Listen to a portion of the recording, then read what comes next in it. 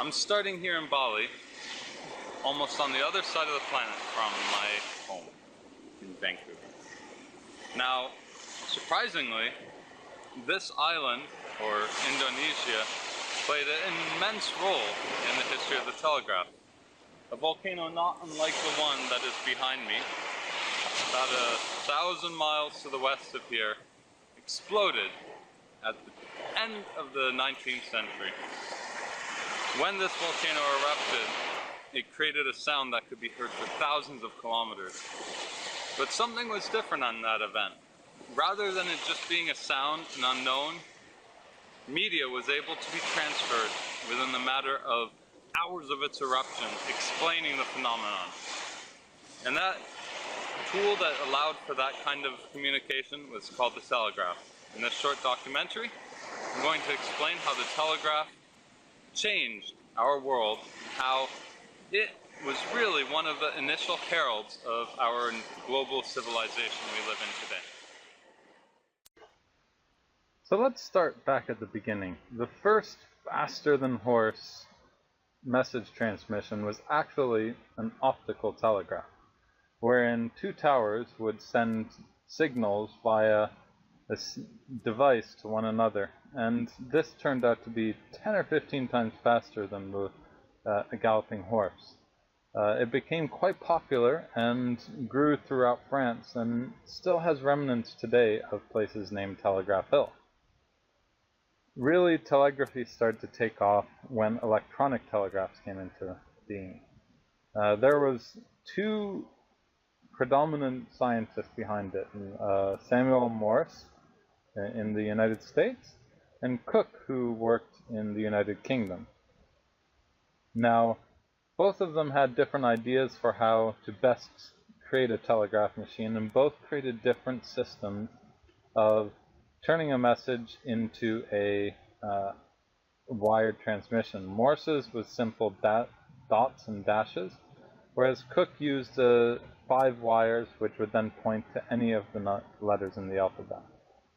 Now, society really wasn't all that interested in the telegraph when it first came out, aside from its novelty value.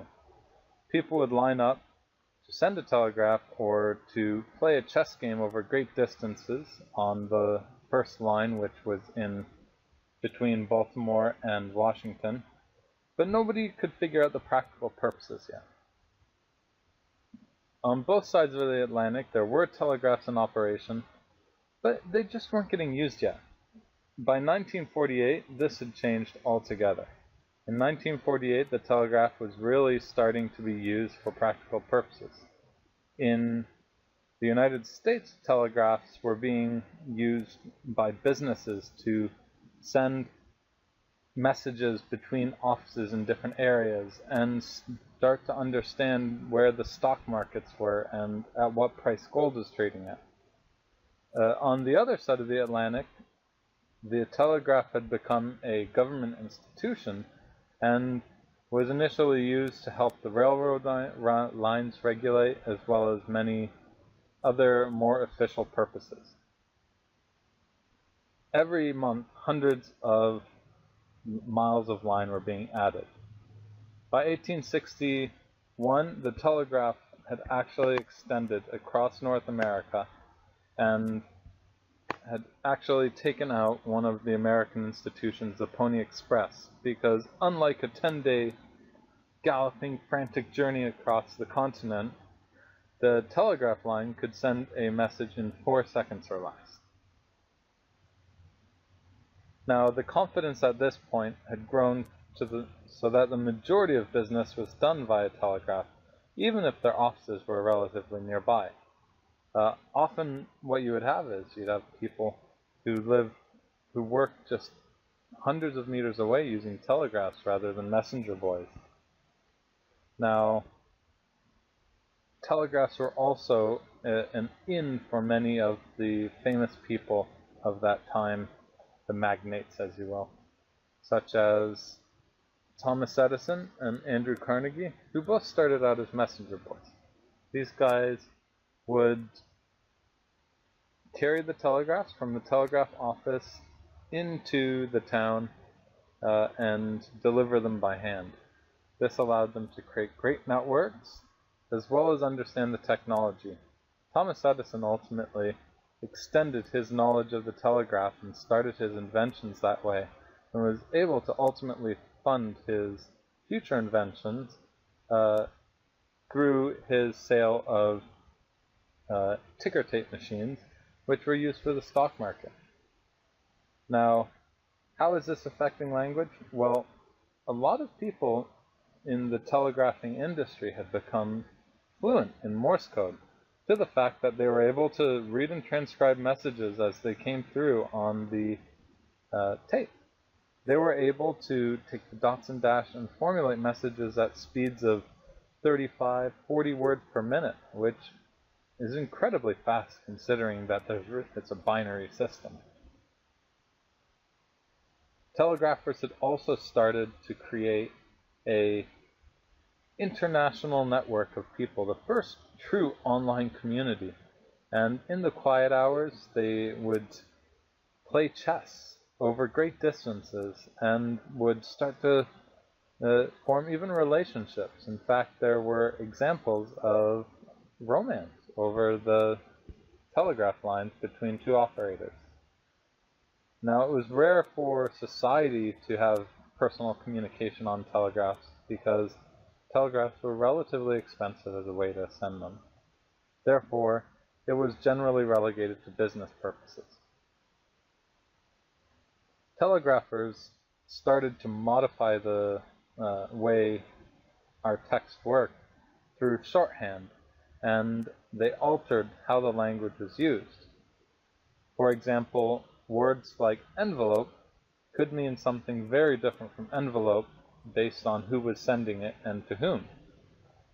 In one case, envelope actually meant that 500 bushels of corn were ready to be delivered, and they used envelope as a key word for that. Shorthand was also being used as in things like we see on the internet today, like BRB, had origins in the days of telegraphy. Gone for dinner, GFD, is another example.